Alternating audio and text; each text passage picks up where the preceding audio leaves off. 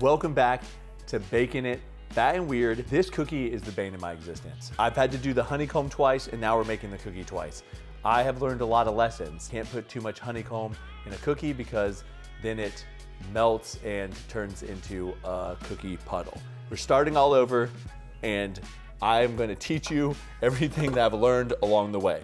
First, we're gonna start out by creaming our butter and sugar together. Now that we have creamed our butter and sugar together, we're gonna go ahead and add our liquid ingredients. This is our eggs, vanilla extract in here. Now I also have some honey and cayenne pepper that I made into like a little paste that I'm gonna add to this. I'm gonna add that later. I feel like it might be too much right now. That's incorporated. Go ahead and add in our leaveners, our baking soda, baking powder, cornstarch. Now I'm gonna add about half my flour now.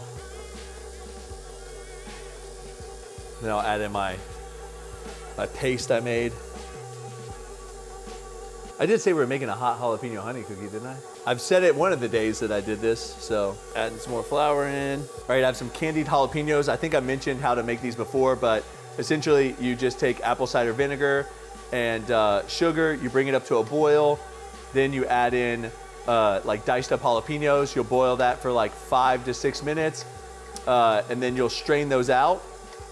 And then you will reduce that boiling liquid for another 5 or so minutes and pour it in this together, and now you have candied jalapenos. If you put them in the fridge, the longer you let them sit, the sweeter they'll get. So I added in about 4 ounces or so of these candied jalapenos. Then I have a little bit more of this spicy honey from Trader Joe's. I'm gonna add just about a teaspoon of that in there. And then I'm gonna check this dough. Dough feels a lot better than it did the other day. Go ahead and add in the rest of this flour.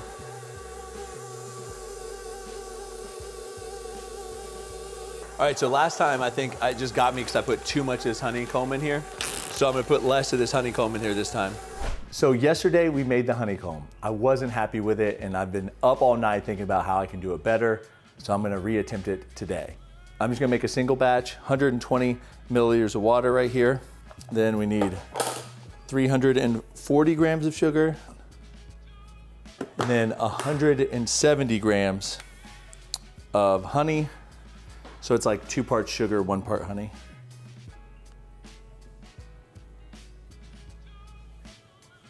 And then we have a half a teaspoon of salt.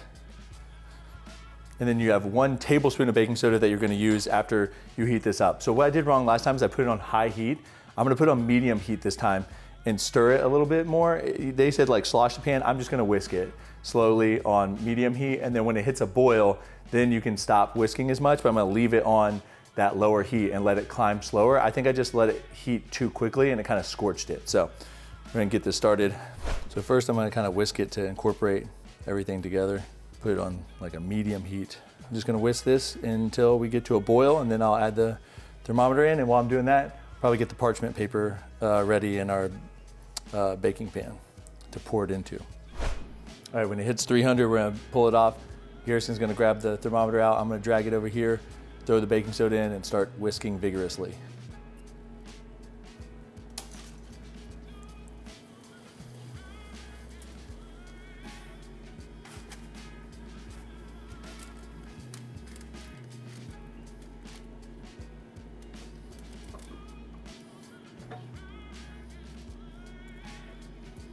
That's stressful every time. Now we're gonna put it in the fridge to cool so we can crack it open.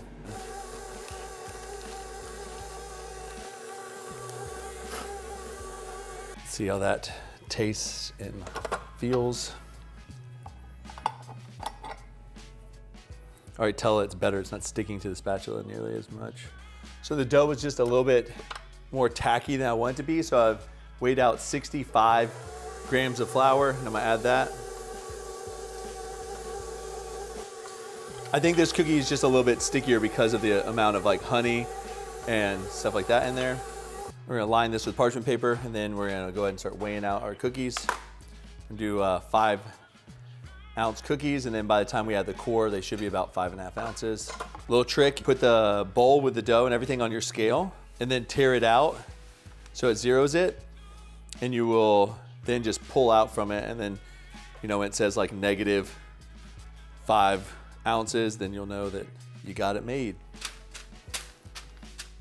All right, I went ahead and made some cores yesterday by just mixing together some hot honey and some frosting, and I put them in the freezer in molds. Honey won't freeze, so these are not frozen, but they're just gonna be easier to work with. So I'm gonna go ahead and kind of pinch off the top of all of these and kind of set it to the side.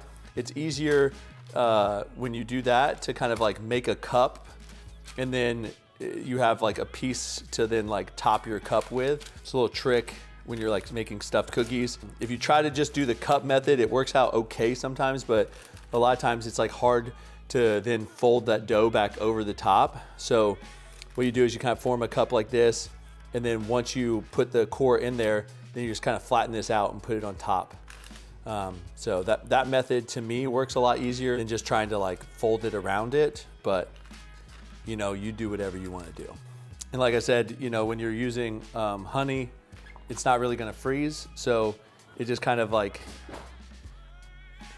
turns into like a gel. I find it easier to work with than the actual honey, but I don't know, maybe it's not. But like I said, this is just a honey and frosting mixture. I would say it's probably 2/3 hot honey and 1/3 frosting, but you know, you can do it to whatever sweetness level you like. I would say just test it out as you're making it and just decide like, oh, yep, that's good for me, or that's too hot. I got the idea for a hot honey jalapeno cookie. You know, it's hard for me. I've already done this video one time and then it just was ruined cookies. So I got this idea for this hot honey jalapeno cookie because there's this food truck in Polson, Montana, where Aubrey's parents live. They do a honey jalapeno chicken sandwich, and it is so good. I feel like they just like dunk the entire fried chicken breast in honey, and then they have these like jalapenos on top that are candied and fresh, and yeah, it's really good. So that's where I got this idea, and I was like, I wonder if I can make it into a cookie. So that is my inspiration for this cookie. And I will say, even though they went flat yesterday, the flavor was good. It was just a mess. So I'm gonna chill this dough in the refrigerator for about an hour, and then I'm actually gonna move these to the freezer for another hour or so, because I think I need to bake these from frozen, just because we had such a issue with them spreading last time. And I really want this to succeed. I don't wanna have that issue again. So I'm gonna bake these from frozen. Check back in a little bit. I'll probably just move them to the freezer without showing you guys, because you don't need to see them go from the fridge to the freezer, but I'll see you when we bake them. So I pulled them out of the freezer. It looks like we have a leaker though. I don't know how that's gonna go. We already got one leaking out on us. Right here.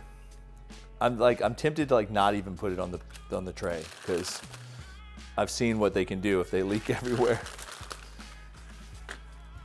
Stagger these, I guess, a little bit. Give them some room to breathe. I wanted to put some of this on top of these. So I'm gonna top this side with some of this honeycomb.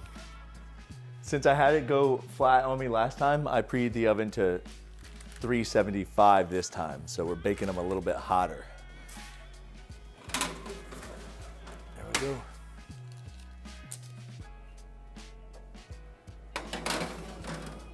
All right, Garrison wanted to air fry this one, so I don't want it to make a mess in the air fryer, so we're gonna create like a bowl. This section's just falling down. These still spread on me, but I salvaged them. They're not bad. I am so excited to try this. I'm just gonna open her up.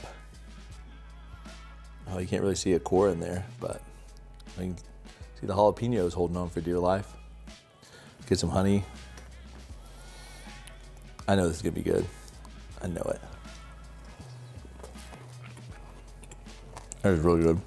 This may be my craziest idea, but it's so good.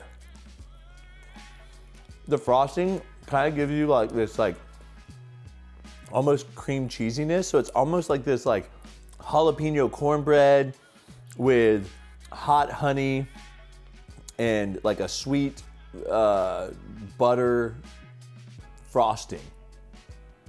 I mean, if that doesn't sound good to you, then don't make these, but I'm gonna eat this whole thing. Comment down below another crazy idea so I can keep them coming. Share this video with someone that likes spicy things and see if they're up for a spicy cookie. Thanks for getting fat and weird with this. See ya.